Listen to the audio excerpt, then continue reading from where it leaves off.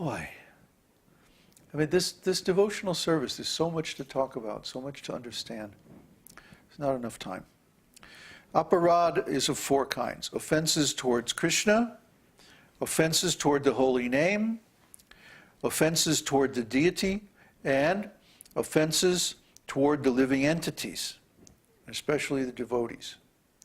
So we'll get into discussing all these in the due course. And Hridaya Daurbalya is of four kinds. Tuchcha Asakti, attachment for useless things. Kutinati, deceitful behavior,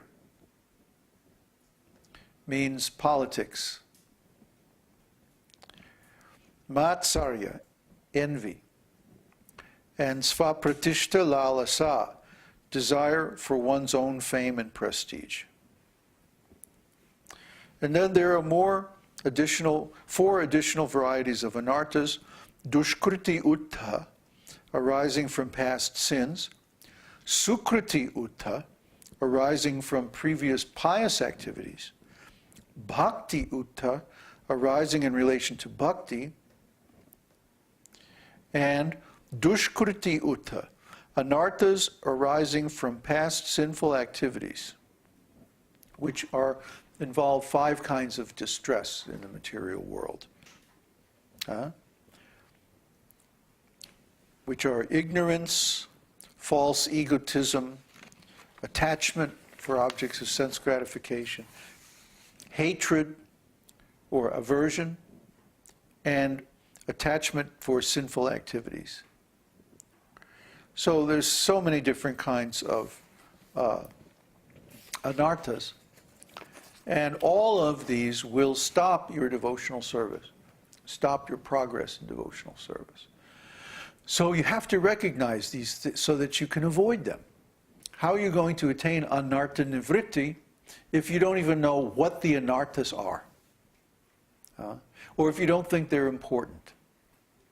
You know, I remember devotees for one time, I was in a temple, and there were some devotees who were committing offensive activities in front of the deity. Specifically, they were criticizing other devotees and arguing in front of the deities. And I said, you know, really you should take this discussion outside because this kind of discussion is an offense, you know, in front of the deities. And so, of course, what did they do? They start yelling at me. So this is anartha. You see, one anartha leads to another, and another, and another, and another. So unless you know what the offenses are, unless you know what the anarthas are, how are you going to avoid them? I mean, at least you can, even if you can't avoid the mentality that leads to anarthas, at least maybe you can avoid the gross anartha itself. Change your behavior.